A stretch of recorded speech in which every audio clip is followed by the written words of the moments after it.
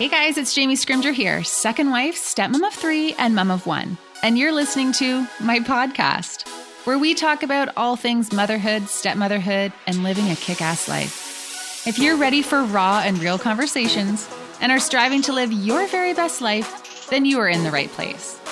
Every week, I'll provide you with tips and strategies and mindset shifts to inspire you to live your own version of a kick-ass life, while bringing you along as I create my own. Hey guys, welcome back to the podcast. So on this week's episode, we are talking to Ashley from Our Splendid Life. So I have been following Ashley on Instagram for a while now, and she has a very admirable perspective on co-parenting and an even more unique story. So Ashley is currently co-parenting with her ex-husband from different states. And when I say co-parenting, I actually mean parallel parenting.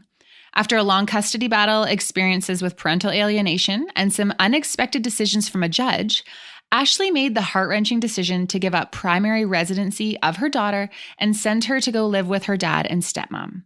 In this episode, we talk about what happened, why she made this decision, what life looks like for her and her daughter now, and the current dynamic of her co-parenting relationship.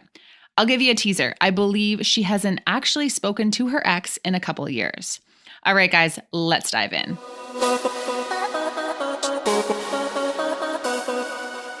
Hey guys, so I am here with Ashley from Our Splendid Life. So welcome, Ashley. Hi, thanks for having me.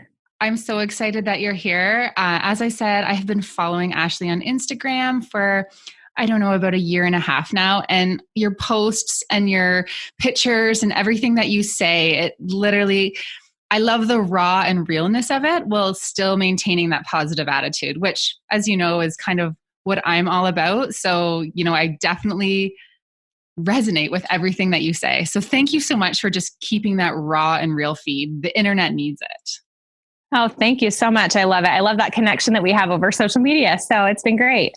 I know I'm sitting here talking to you and I just realized I'm like, oh no, this is the first time we're actually meeting, but I feel like I know you because we've been following each other for so long. Right. Awesome. Okay. So Ashley, for those who are following, who aren't familiar with you, can you just kind of give us, who are you? Who is Ashley? And give us a little lowdown on what Our Splendid Life is all about. So yeah, like you said, I have a blog called Our Splendid Life, and it actually started when I was going through the hardest part of my custody battle with my daughter.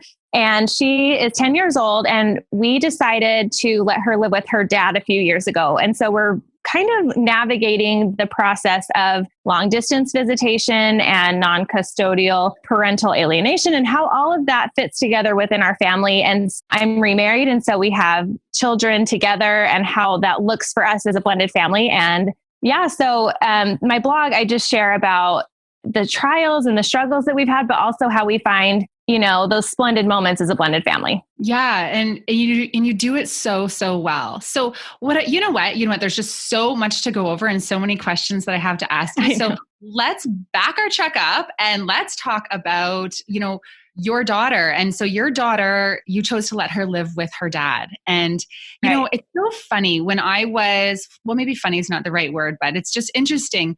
I always thought over my dead body, would I ever let my child go live with? And I'm not in that situation, but if, Darren and I were separated, would I ever just, let him have primary visitation? But then I started listening to your story and reading your posts. And I realized, what if I really did feel in my heart of hearts that was the right thing? That was the right thing for my child. I think it would be a whole different ballgame. And I think what you did was so admirable. So I want to back up and let's, talk about that. So, tell me about your daughter and how the whole story and how that started. Yeah, absolutely. So I went through a really messy custody battle with my daughter. So we really had to fight for her. And kind of from the very beginning, it was this really difficult situation. And so I actually, when we separated, I had my daughter for a whole year by myself and no contact from her dad. And so I thought it would be a really easy, start to finish case that the divorce would go through really quickly and we would move on with our lives. And when that didn't happen, I had to go through the court system and the court process, and we established custody and visitation. And it was so chaotic. It never felt like it was working out. Like it always felt like there was something else that we were stressing about, something else that we were worried about. So what actually ended up happening was we moved to Utah and her dad stayed back in the Southeast where he was living at the time. And we just felt like, especially with the court paperwork, it's really hard because it's so ambiguous sometimes. Like there's always this gray area that can be interpreted, in different ways. And so I felt like she could fly by herself. Her dad said no. I felt like she shouldn't miss school. Her dad said she could miss school. And so there were all of these little things every single time she was traveling to see him. And it was once a month. It was one weekend a month that she was leaving and going. And it just became this incredibly hard struggle for our family to find any sort of consistency in parenting, in just living a life with, trying to navigate this long distance custody visitation schedule. And so we were ready to go back to court. I just said, I can't do this anymore. We're going to fight. Because obviously that's your instinct as a mother, is you don't want her to live with anyone else. And I wanted to protect her and keep her with me. And I got off the phone with my attorney. We were ready to, submit the court documents again and to go right back and start fighting again. And I just had this feeling that she needed to live with her dad. And of course I was like, no way, that's not going to happen. For so long we have tried to do everything we can to get her as much as possible and for her to live with us. But the more I felt this prompting that this is what needed to happen for her, the more peace I felt about it. And even though logically it didn't make any sense. And, of course, it's really hard to fight that and to justify it. And even, we didn't have a lot of support from other people in our families. Like no one really understood why I was making this decision. But really, now that she lives over there, I see that it's so good for her. And my perspective has changed because I know that she's loved in so many different ways by so many different people. And this is part of her journey. And so to think of it more of about her and not about me, like it's not about what I want. And as a parent, you want what's best for your children and you think you know what that is, but that's not always the case because she has a journey and a story and it's going to be different no matter what. Each child is so different. And so processing through that was really hard for me. But now that I see her and I see how well she's doing and how well adjusted she is, and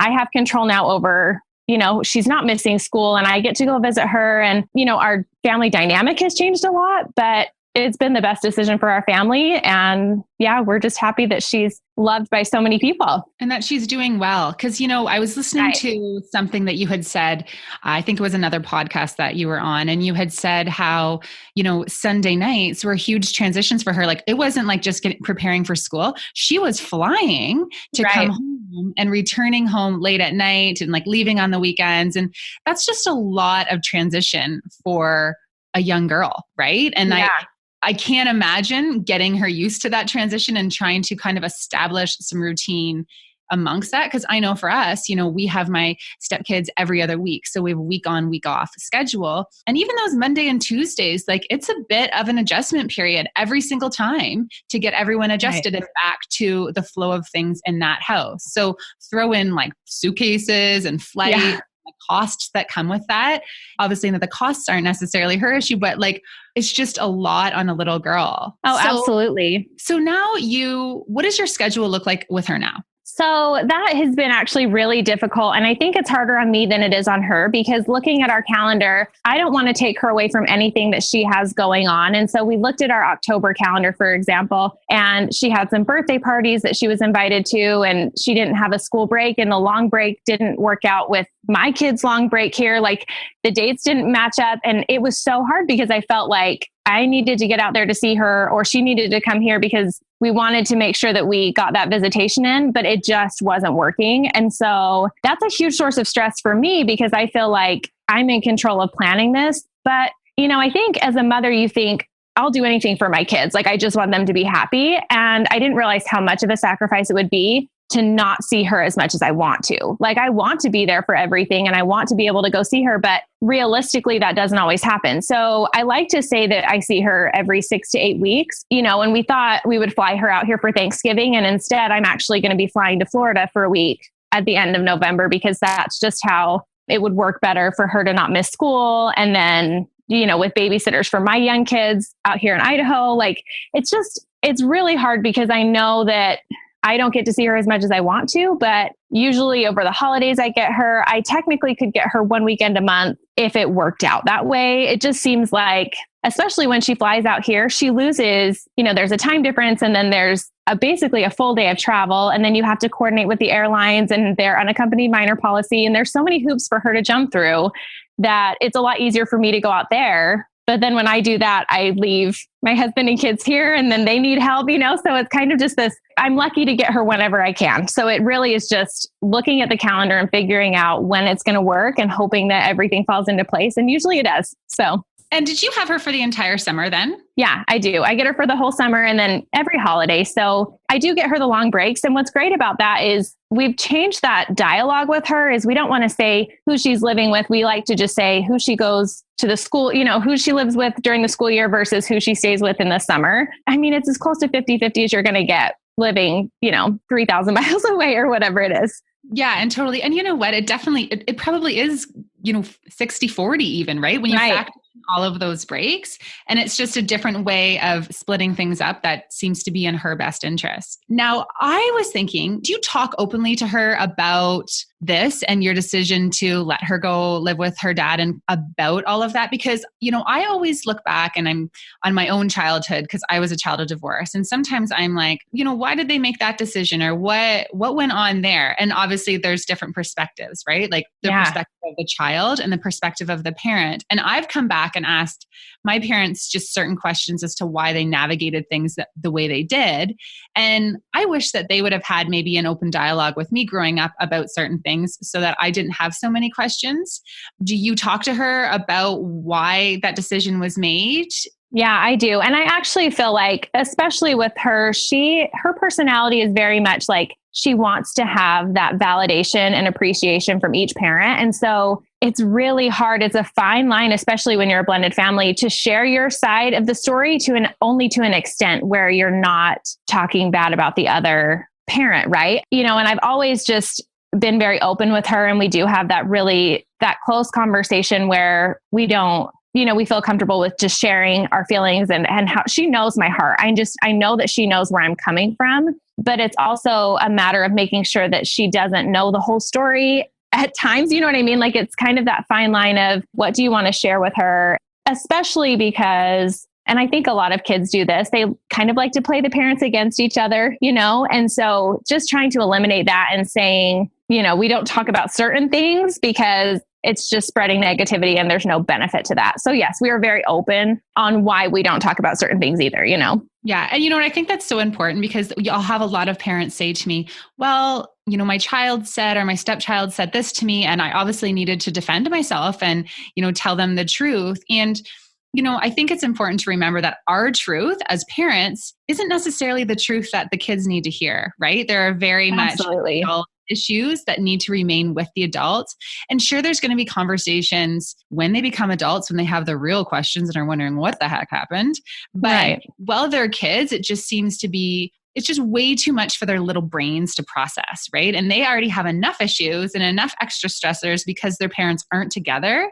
Then you add that into the mix. And I just think that's very admirable of you. So you talk a lot about parental alienation. Can you give us just a little bit of background on your experience with parental alienation and how that's shaped you into you have a blog and an online platform about co-parenting and just how you kind of have navigated that in your own situation? Yeah, absolutely. So, and it's actually interesting because I love the fact that my daughter has a stepmom who loves her so much. I really appreciate it. And I think that it's a wonderful relationship that they have. But as far as the parental alienation goes, it's frustrating to know that she is spreading and there's really no reason for it. But other than during the summer, she'll say things that aren't really happening to her stepmom for validation and for attention. And not only that, but so that's kind of part of it. And that's more recently what we've been going through. But the parental alienation that really happened mostly was when she was living with us. And we were having a lot of, every time she went to their house, he was the Disneyland dad. And he was always,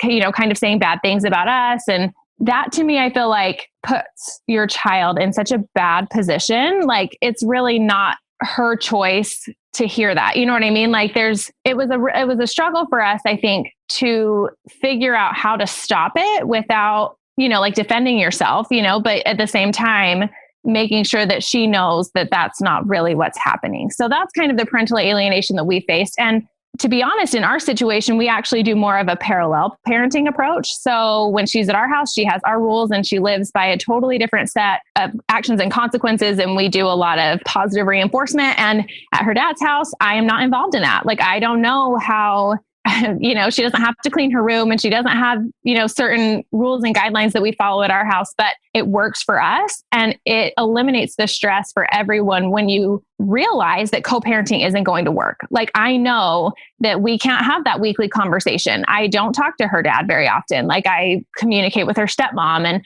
we have a good relationship because of that. Because if we were involved and we were trying to force it, it would be constant tension and it just wouldn't work. And so I appreciate that when she's there, she's happy and healthy and safe. And I can step back and just, enjoy those conversations that I have with her, checking in and making sure that everything is good, but leaving it at that and not trying to force my opinions and how I think she should be raised while she's with them. And they do the same for me. So that's kind of how we've been handling the co-parenting, parallel parenting situation. But yeah.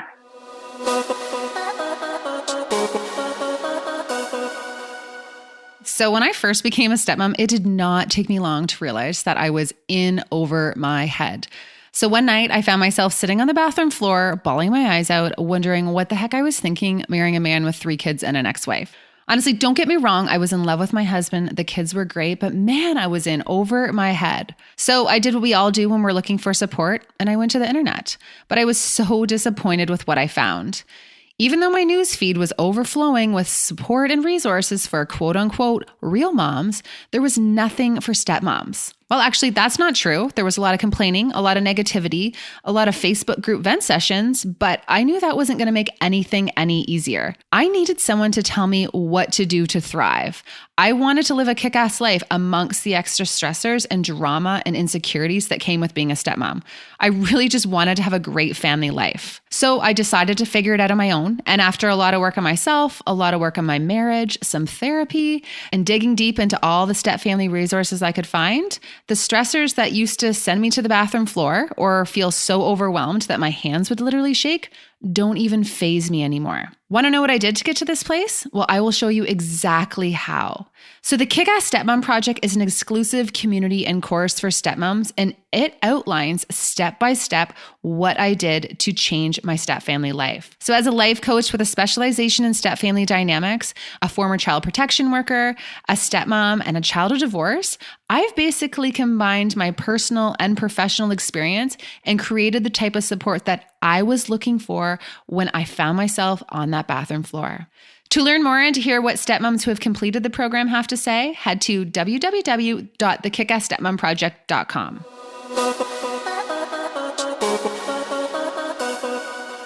Let's be real here. How freaking hard is that when your daughter is being raised in a way that, like, with rules and expectations and that kind of thing that you don't necessarily agree with or isn't necessarily aligned with the way you would do it? Because stepmoms reach out to me all the time and they say, this is what's happening at my stepchildren's mom's house. And like, how do we stop it? And I'm like, you can't, right? You can't control how someone else parents or what their values are or how they choose to, enforce consequences, and at the end of the day, unless there's a safety concern, you can't really say anything. Right.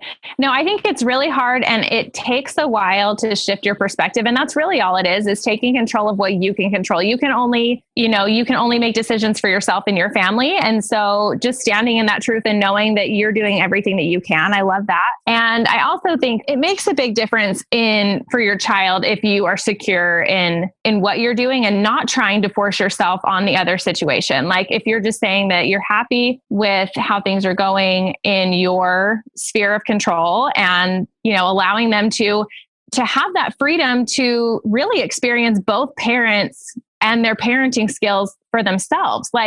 And what's interesting to me is at first with my daughter, when she was living with us, we did enforce the rules and we're pretty strict. And now that she lives with her dad, it's interesting because she's half of him, you know what I mean? Like genetically, she's half of me and half of him. And she's so much more like her dad, just in personality and everything. So when she's living with them, it almost feels like a better fit because even though that's not how I would want her to be raised, that's how it's going to be best for her because her stepmom knows how to, like, obviously I didn't get along well with her dad, right? Like we didn't work out. And so trying to raise someone who's like her dad is kind of a struggle, and realizing like those tendencies and those natural habits that she has developed from him, it's actually a better fit for her stepmom to guide her. And, it's all going to work out. It's going to be fine. And I think that's such a great point. And, that's a good point when you say it's all going to be fine. And I think it's so important for people who are co-parenting, and especially when they're not on the same page, to remember that there are so many different parenting styles and so many different ways of going about things. And all of these kids turn out pretty okay, right? It's not the end of the world. And even though in the moment when you just kind of want to control everything for your baby, it feels like it's the end of the world and it feels like it's the biggest deal. Sometimes it's just not, right? Like it's just, So here's a question for you. So you're on summer vacation or summer break and she's with you. Do you ever get I don't have to do that when I'm with dad? Do you ever get that kind of rebuttal back to requests? I do. And I think a lot of it, and she's that age too, you know what I mean? Like she's going to be 11. So it's kind of hard to decide whether it's like, is it just because she's that age and she's going through all of this transitioning, or is it because she needs attention? Like, I think a lot of it probably comes with both. So I think the way that we handle it most of the time is just by saying that when you live with us, you follow our rules and we appreciate that you're here and you're a part of our family. And it's accepting and loving instead of creating that rift and just saying, oh, well, we don't do things that way over here. We want her to feel like she's a part of our family when she's here. And as a part of our family, these are the expectations. So it's just reframing it. Yeah. And I love that. And it's definitely a situation where how you respond can make or break how well that conversation goes. Because we get that here sometimes and they'll say, oh, well, mom let me do that. And it would be very easy just to kind of snap back and say something. But you just say, well, like that's the rules there and that these are the rules here. And it's just kind of, that's just the way it is. And everyone kind of chooses how to run their house in a way that works best for them. So I love that. So you talk a lot about her stepmom. So can you tell me about your relationship with her? You say that you talk to her more than you talk to. I honestly, I don't think I've talked to my ex in 2 years. Like it's really, and when we did see each other, it was like at a drop off and we just said, hi, how's it going? Like there are no conversations with him, but I think it works really well because I appreciate her stepmom and the role that she's taken on with my daughter. I think that she's a very healthy influence for her, even though she is totally different than me. Like we have different perspectives, but I really appreciate that though. And I think that my daughter needs both relationships to be really healthy, and she needs both role models and in different ways. And so she's going to reach out to her stepmom for certain things and she's going to reach out for me for certain things. And I'm okay with that because I think that she brings a different dynamic to my daughter's life. I can't provide that. And so she actually is really lucky that she has both of us kind of on her team, So, and I appreciate that. And I think, so her stepmom and I talk and we work things out. And for the most part, we have a really good relationship. It's just I would say our communication is pretty limited to just, scheduling and making sure everything is going smoothly. She's great to work with. So. I love that. And I love like when you say that it's just an extra person to love her and that we both provide her with different things. Honestly, that just like fills me up inside. Oh, I know. I wish that everyone had that perspective because even though it is hard and when you're co-parenting and you're in these blended family situations, there's a lot of emotions that sometimes don't bring out our shiniest qualities, right? And it can very difficult to deal with, but being able to kind of rise above that and, those natural feelings of jealousy or, whatever may come up and just think about what's best for your daughter. I don't know. I love hearing that. That's kind of what I'm trying to achieve through my platform. So my last question for you is what does her like dad and stepmom think about your online platform? Because that's a question that I get all the time from people. And I know there are situations where it does cause a huge issue. So I've always kind of been curious about how you navigate your way around that. Yeah. So I think it just depends. I'm always very cautious and I know I keep them in mind when I post things, especially at the very beginning. I would even run posts by her and sometimes it's funny little things that would kind of get under their skin because I would say her other family and they would be unhappy with the way that I phrased it. And I'm like, I just don't know what else to call you. Like, give me a better word to use, And so it was having that open communication at first. And, I don't get a lot of pushback. A lot of the times it just seems to me like they stay out of it, like they just don't, they're not really, they don't follow, they don't. It's just I think maybe a point of drama that doesn't need to be there. And so they feel like they just don't need to be a part of it. So at least from what I understand and how they treat me with it, that's how it comes across. But funny thing is though, so my cute little girl, we don't let her get on YouTube. That's like that's one of the things that she's not allowed to do with us, but they let her get on YouTube, and she found me on YouTube and found one of the videos that I did. And I guess they were walking in the mall, and she said something to her dad that she heard me say on YouTube. And I was like, oh no, that's like not the way you want her to hear it. And so it's one of those, it's hard because, especially with my daughter, like I'm very open with her, but that's a conversation that should have been between her and I. And so the fact that it was like leaked to her through this YouTube channel was hard. And then her dad and her stepmom kind of had to damage control and have that conversation with her. And that's probably the only time we've had an issue with it, was her finding it and hearing part of her story that no one has really, talked about, because it's line upon line. I don't think she's ready to hear all of it yet, but I'm sharing it with the world. And so I think that's been one of the things that maybe we would have to have that conversation, I guess, together. But it was fine, because then we were able to kind of go back and say, you're not ready for both sides of the story yet, and we'll talk to you about it later. But yeah. Yeah, I know I had one time my stepson, I just got a notification that he'd subscribed to my YouTube channel. I'm like, oh my gosh. But yeah, it's a tricky thing to navigate, because, you're trying to share your story. And I know we're both just trying to inspire women and, open up the conversation about blended families, because there is still this huge stigma against it all, right?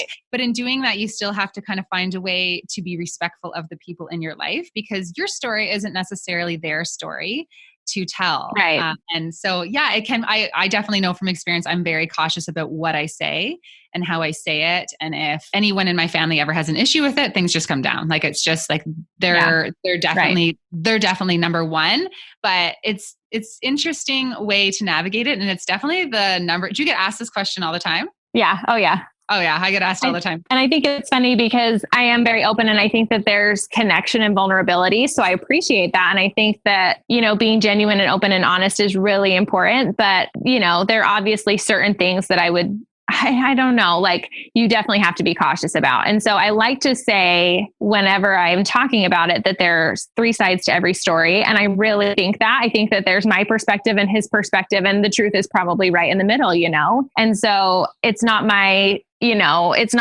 responsibility to edit myself in a way that, I like to just, instead of editing, I like to just say that, this is my perspective and share my feelings about it, instead of saying this is exactly what happened and this is the truth. And this is, because I don't believe that. I think that the truth is just somewhere in the middle. And I love that, because I always talk about how there's two, everyone sees the world through a different lens, right? And right. I was reading this book once. I think it was the book, No One's a Bitch. It was a stepmom resource. And it was such an eye-opening experience to read this book, because it was written by a stepmom and a mom. And they were talking about the day that they met each other and their recollection of that event, that very same event. Oh, right. Yeah. Was two very different stories. So it really is something to remember. Like, we all look at the world through our own experiences and our own lens, and, the stories that we tell ourselves along the way. So I love that. Thank you so much for sharing that. Yeah. All right, Ashley. So you know what? I just want to say thank you so much for coming on this podcast. There's so much that we can learn from you and your perspective and your ability to put your daughter's needs before your own. And it goes back to that, I say often, our kids are people, they're not timeshares. And you are a prime example of someone who really is implementing that into your day to day. Yes, I love that so much. Thank you for sharing, and thanks for connecting. I love following along. Awesome. So can you just, before I let you go, where can everyone find you? Yeah, so just come find me at oursplendidlife.com, or if you type Our Splendid Life in on Instagram or Facebook, it should pull right up. My name's Ashley Michelle. Awesome. Okay, well, thank you so much. And I'll see you over next year. Yes. All right. Thanks, Jamie. Bye. Okay, guys, if you like this podcast, please do me a little favor. Take a second and subscribe on iTunes, and then screenshot this podcast, give it a share in social media, and tell your friends what you think. And hey, don't forget to tag me so that I can thank you for helping me spread the word. Thanks so much, and I will talk to you next week.